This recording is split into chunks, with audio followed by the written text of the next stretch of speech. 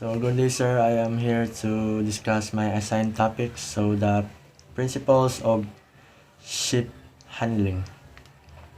Principles of ship handling. Ship handling and maneuvering is defined as the art of proper control of a ship while underway, especially in harbors around docks and piers. It is one of the skills that any ship handlers find very satisfying when well accomplished.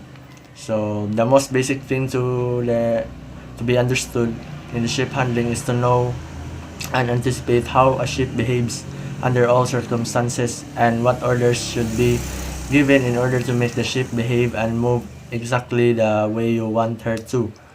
So the difference between the ship's heading and the actual direction of movement of the ship should also be constantly attended to, as this is essentially important at slow speeds and when there are wind and current. So three basic ship motions is the longitudinal motion, forward or astern, then lateral motion, sideways, and rotational or turning motion.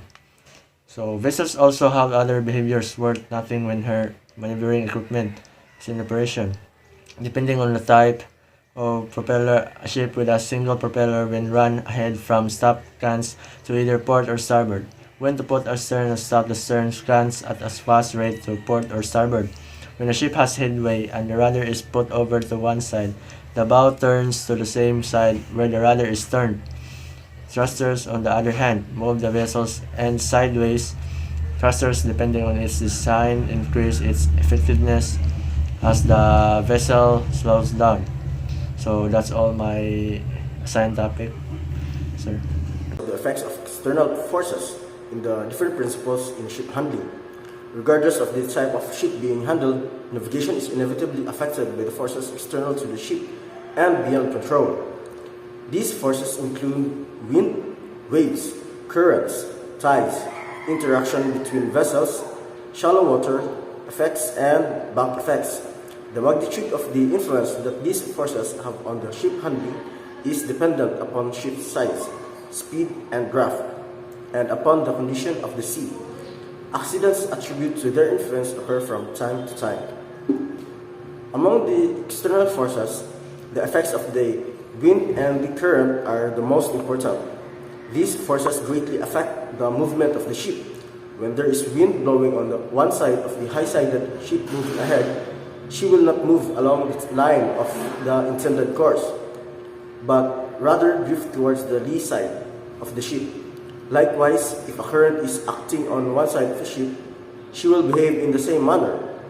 That is, when she will be moving diagonally in the direction where the current is setting, although her heading is on the course steered.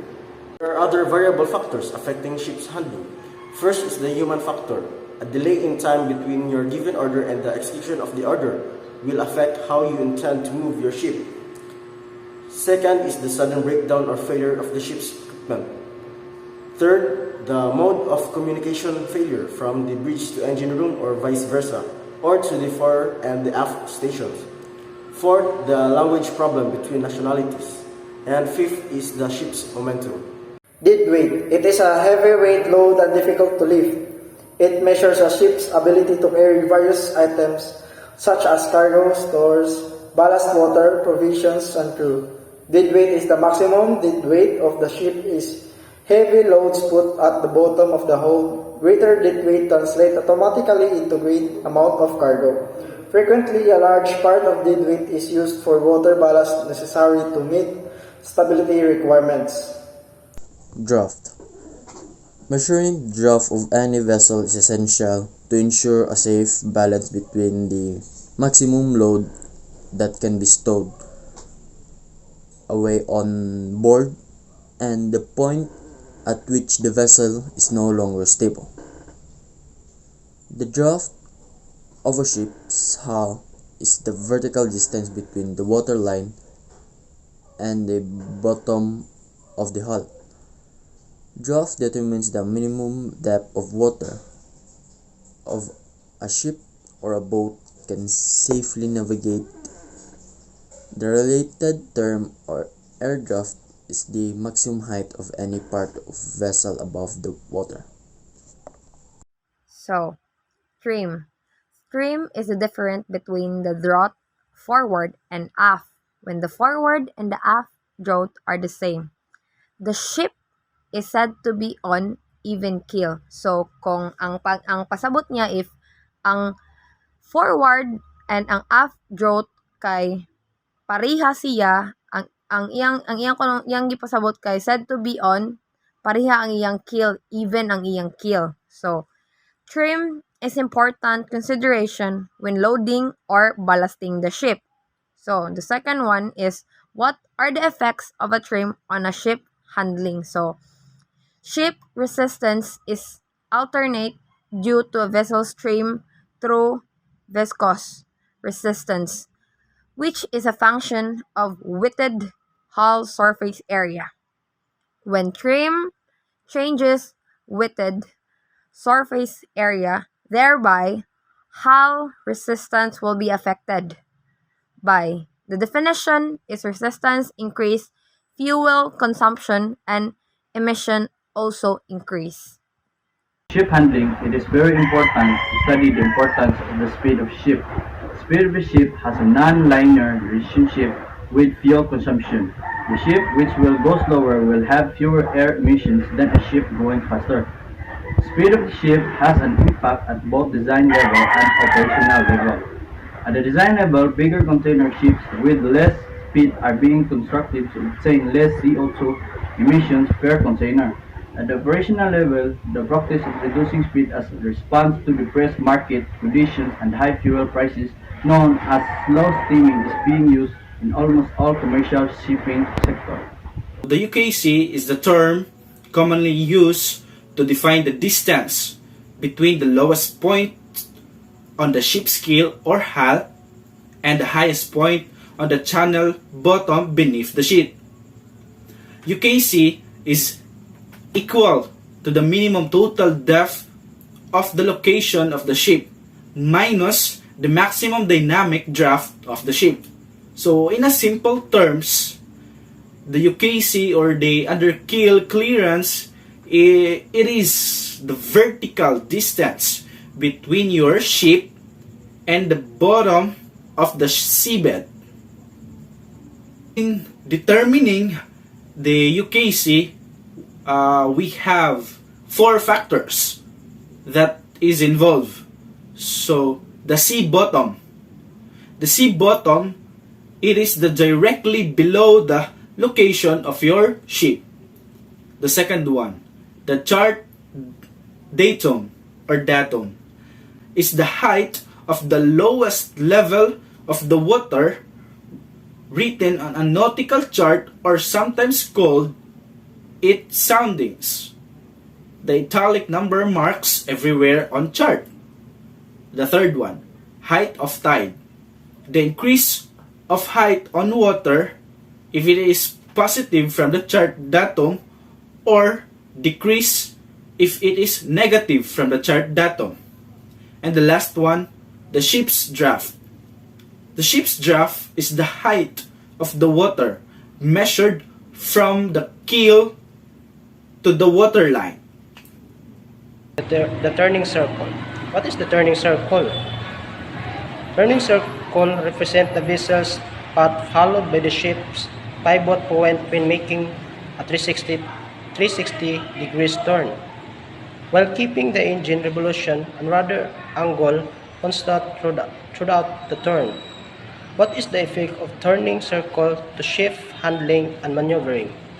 If a smaller rudder angle is employed, a large turning circle will result with little loss of speed. However, when a large rudder angle is employed, then although a tighter turning circle may be experienced, this will be accompanied by a loss of speed.